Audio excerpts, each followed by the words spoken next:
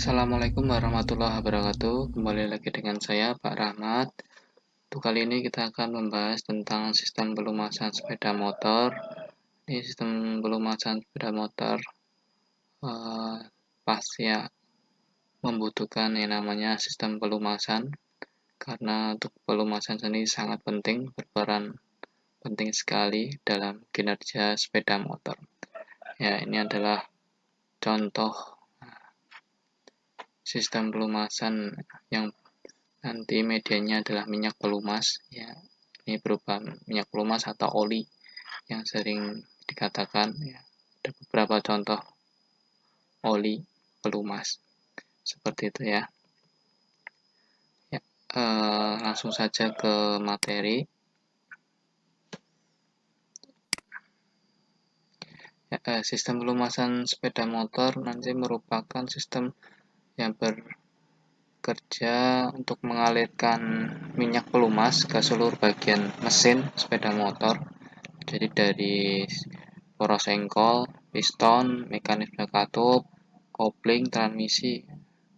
Jadi untuk menjaga kinerja mesin biar tetap maksimal. Seperti itu ya, di sini ada gambarnya. Ya.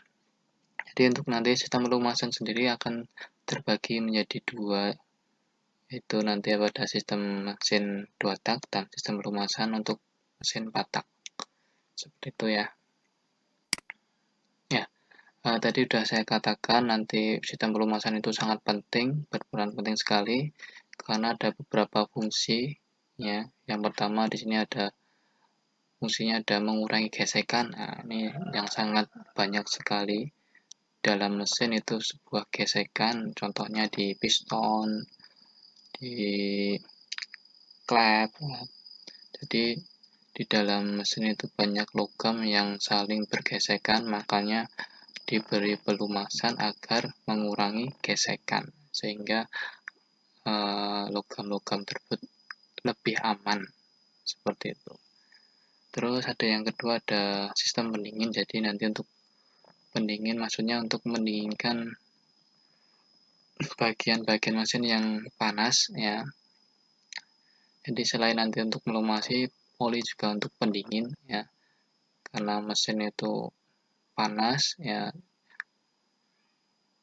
jadi perlu didinginkan khususnya di bagian ruang bakar ini yang banyak sekali menimbulkan panas ya, makanya diberi pelumas biar dingin seperti itu.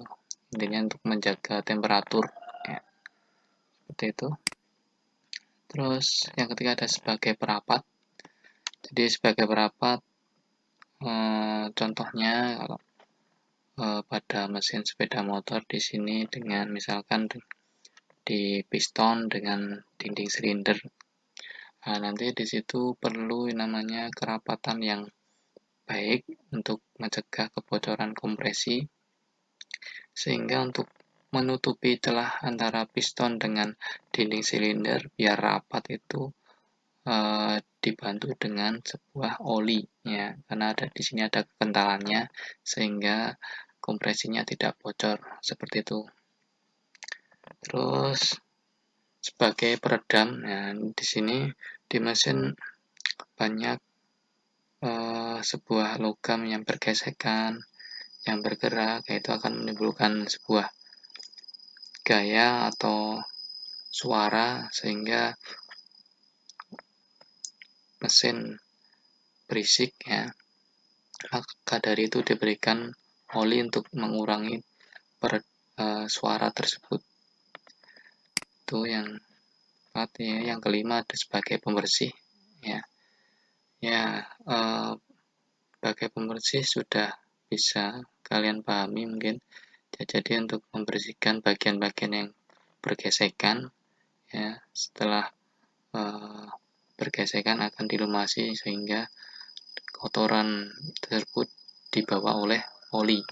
Jadi setiap ada gesekan, oli akan membantu membersihkan kotoran tersebut ya, seperti itu.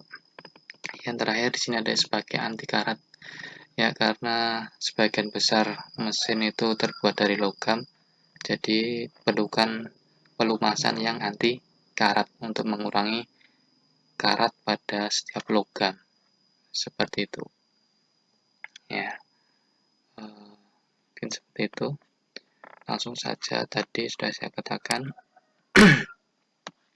Pada sistem pelumasan nanti terdiri dari 2 sistem, yaitu ada yang 2 tak, ada yang 4 tak. Nah, sekarang kita ke yang 2 tak.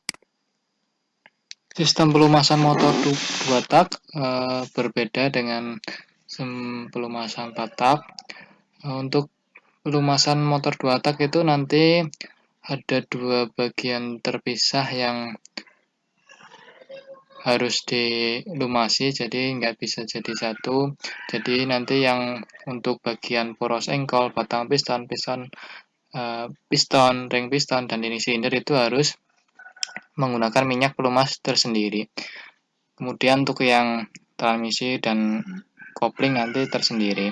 Jadi nanti pada saat untuk bagian poros engkol, batang piston, ring piston, dan dinding silinder itu karena di poros engkol nggak bisa menampung minyak pelumas, maka pada pelumasan 2 tak nanti menggunakan menyampurkan minyak pelumas ke dalam bahan bakar. Nah, nanti ada 2 metode pencampuran minyak pelumas. Ada yang pertama ada premix tipe lubrication. Nah, nanti ini untuk olinya dimasukkan ke dalam bahan bakar. Nah, nanti jadi bahan bakar dicampur menggunakan oli dengan perbandingan 20 sampai 25, itu artinya 20 sampai 25 liter bensin dicampur dengan 1 liter oli, seperti itu.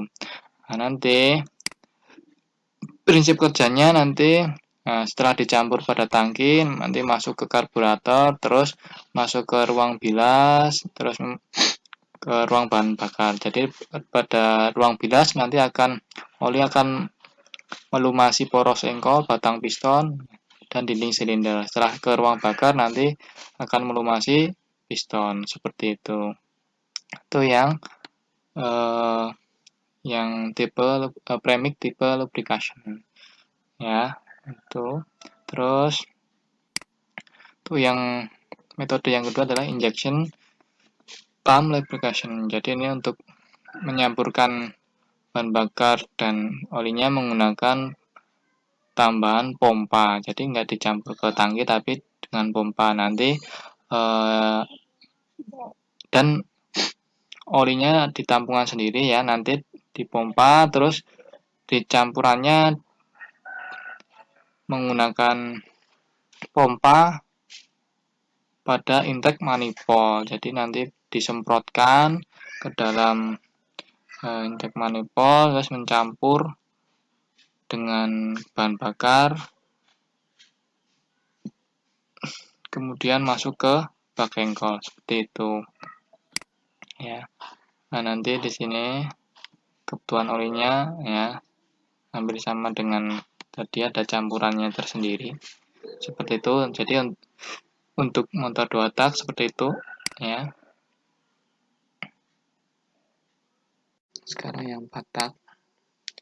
Ya, kalau 4 tak oli mesinnya jadi satu semuanya, antara di poros engkol, di piston, di katup, di transmisi, di kopling itu jadi satu semuanya.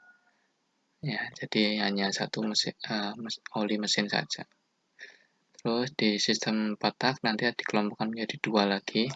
Ada sistem pelumasan basah dan pelumasan kering.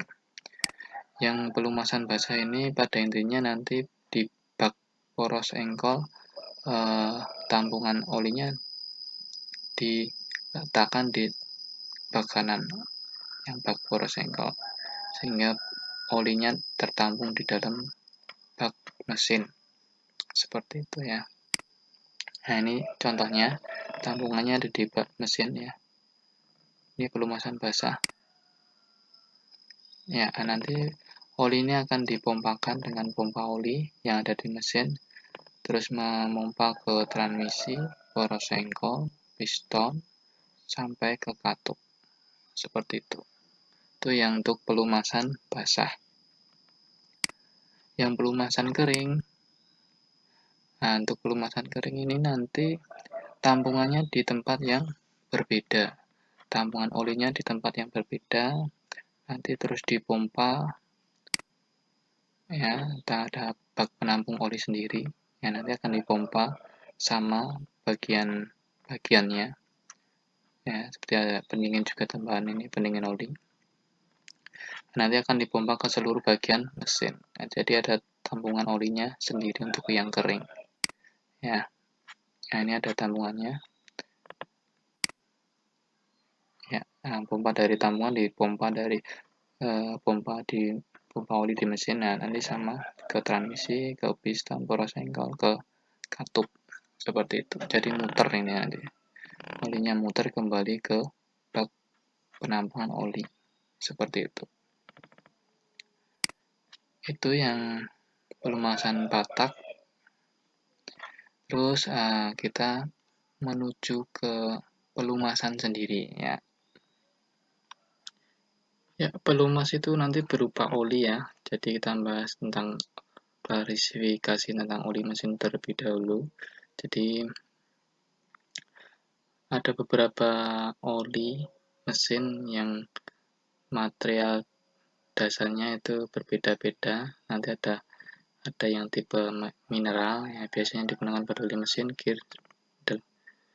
Ya, jadi ini penyulingan dari petroleum. Terus ada yang tipe vegetable ya, vegetable yang dasarnya adalah dari minyak jarak ya. Ada yang tipe semi sintetik ya, yang digunakan yang dicampur dengan oli mineral sintetik dan vegetable. Terus ada yang tipe chemical sintetik ya, biasanya digunakan pada oli silikon ya. Nanti materi dasarnya dari produk petroleum seperti ethylene yang akan diproses secara kimiawi. Seperti itu ya untuk material dasarnya oli. Ya, jadi untuk oli nanti harus mempunyai sifat atau kemampuan beberapa yang harus dimiliki. Yang pertama itu nanti ada viskositas, jadi kemampuan oli untuk dapat membuat lapisan oli. Nah, seperti ini nanti ada kemampuan, ada yang low, ada yang high. Kalau yang low itu encer, yang high itu kental. Seperti itu. Itu ya. Ada yang viskositas nanti viskositas indeks yang diukur menurut dengan suhunya ya. Seperti ini. Kalau viskositas rendah, perubahan kentalnya besar ya, rendah seperti ini. Kalau yang tinggi ya, kentalnya kecil, jadi lebih encer yang viskositas rendahnya. Kalau yang viskositas tinggi itu lebih kental pada saat perubahan suhunya. Seperti itu. Ya, untuk kentalannya sendiri nanti dibedakan menjadi dua, ada single grade sama multi grade ya. Kalau yang single grade nanti kentalannya berubah banyak jika suhu berubah ya, jadi kentalannya berubah pada saat suhu berubah ya. Misalkan di sini nanti SAE 30 itu yang SAE besar nanti olinya lebih kental, yang SAE kecil lebih encer ya. Misalkan 10 berarti encer, kalau yang 50 misalkan lebih kental. Terus yang multigrade itu kentalannya tidak banyak berubah bila suhu berubah. Misalkan SAE 10, W strip 30, kalau W itu winternya. Jadi kentalannya tidak berubah bila suhu berubah. Jadi tetap kentalannya tetap seperti itu. Untuk spesifikasi kualitas nanti biasanya spesifikasi mengikuti standar API. Kode S biasanya untuk motor bensin dan kode C untuk motor diesel. Jadi huruf di belakangnya menunjukkan grade dari minyak semakin tinggi. Huruf di belakangnya menunjukkan grade dari minyak semakin tinggi, grade-nya semakin baik. Seperti itu. Ya, ini ada untuk simulasi cara kerja pompa oli ya. ada gear dalam, gear luar ya. Nah, nanti di sini oli, saluran masuk, saluran keluar. Nah, jadi oli akan masuk kehisap oleh vakuman dari antara gear dalam dan gear luar, ada celahnya. Nah, dia akan masuk sini ya, masuk keluar ke saluran buang seperti itu. Ya, ini untuk pemeriksaan pompa oli. Jadi untuk melepas pompa oli,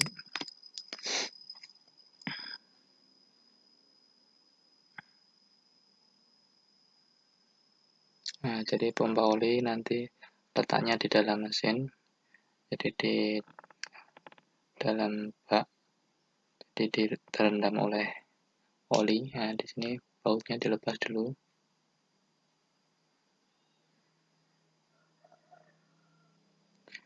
Ya, di dalam pompa ini nanti ada sebuah gear ya, gear dalam dan gear luar ya. Nah, nanti gear itu akan berputar, jadi putarannya nanti dari memanfaatkan mesin ya. Nah, seperti itu, copot. Nah, itu adalah pompa olinya. Itu untuk mau melepasnya, untuk pemeriksaannya.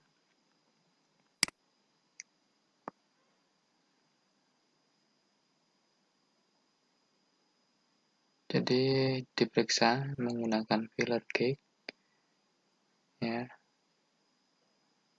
Nah, celahnya antara gear dalam dan gear luar. Nah, di sini nanti ada celah ini untuk tempat oli. Jadi olinya akan masuk dari celah-celah tersebut. Ya, seperti itu. Ya, ini dicek batas servisnya menggunakan filler ya. Nah, nanti harus seperti itu pengecekannya.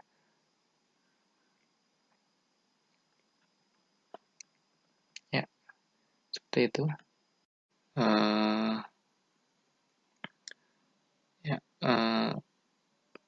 Semoga bermanfaat untuk kalian.